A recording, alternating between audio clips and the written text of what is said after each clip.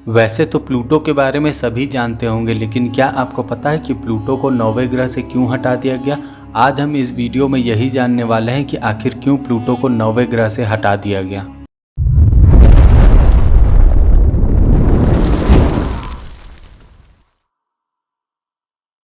एक लंबे समय तक स्कूलों में यही पढ़ा गया कि प्लूटो सौरमंडल का सबसे छोटा और सबसे ज़्यादा दूरी वाला ग्रह है। इसे सौरमंडल के नौवें ग्रह के तौर पर पहचान मिली, लेकिन एक ऐसा भी दिन आया जब प्लूटो से नौवें ग्रह होने का खिताब छिन गया। प्लूटो की खोज 92 साल पहले 1930 में हुई थी, लेकिन एक ऐसा भी दिन आया इससे इसकी पहचान छीन ली गई।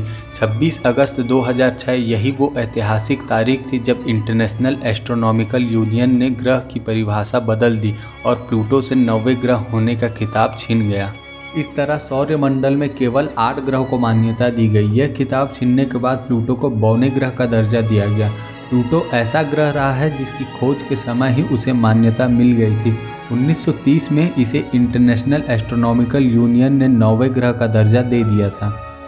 ऐसे में सवाल उठता है कि आखिर वो कौन सी वजह थी जिसके कारण प्लूटो से उसका खिताब छिन गया, और वो कौन थी स्टूडेंट जिसने 92 साल पहले इसका नामकरण किया था। आइए हम आपको बताते हैं कैसे तय हुआ कि सौरमंडल की परिभाषा बदल दी जाए। दरअसल 1990 के दशक में खगोल वैज्ञानिकों को सौरमंडल में ऐसे कई चीज़ें मिलने लगी जो बिल्कुल प्लूटो की तरह थी।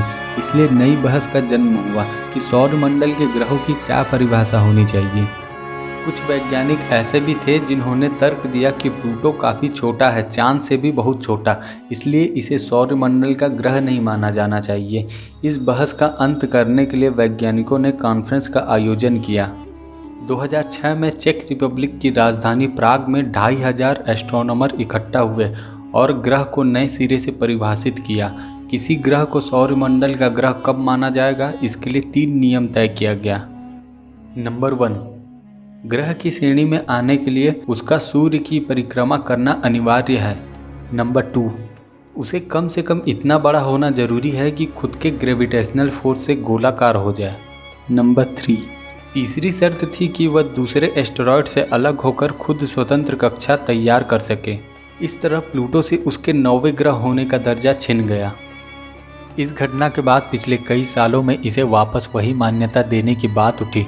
कुछ वैज्ञानिकों ने सुझाव दिया कि प्लूटो को 9 ग्रहों से अलग करना एक बहुत बड़ी गलती थी, इसलिए इंटरनेशनल एस्ट्रोनॉमिकल यूनियन की परिभाषा को रद्द करके इसे वापस वही दर्जा दिया जाए। फिलहाल अब तक यह संभव नहीं हो पाया।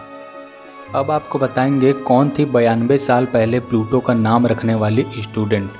अमेरिकी वैज्ञानिक क्लाइड डब्ल्यू टॉमबॉग ने 1930 में प्लूटो की खोज की थी, लेकिन इसका नाम प्लूटो 11 साल की एक लड़की ने दिया था। दरअसल 1918 में जन्मी वेनेसिया बर्ने ने प्लूटो का नामकरण किया। Venezia Berne Oxford school of London में 11वीं की स्टूडेंट थी। जब नामकरण की बारी आई तो वैज्ञानिकों ने लोगों से इसका नाम रखने की बात कही।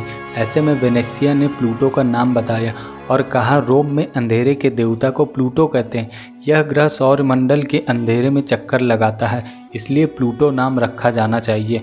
इसका मतलब था कि प्लूटो में सूर्य के प्रकाश की किरणें बहुत कम मात्रा में पहुंचता है, जिसके कारण प्लूटो में ज़्यादातर अंधेरा रहता है, इसलिए इसका नाम प्लूटो रखा जाना चाहिए। बाद में इसी नाम पर मुहर लगी। ऐसे ही बेहतरीन जानकारी वाले वीडियो को देखने के लिए हमारे चैनल को सब्सक्राइब करके बेल आइकॉन को ऑल में करना ना भूलें। तब तक के लिए bye bye and peace out.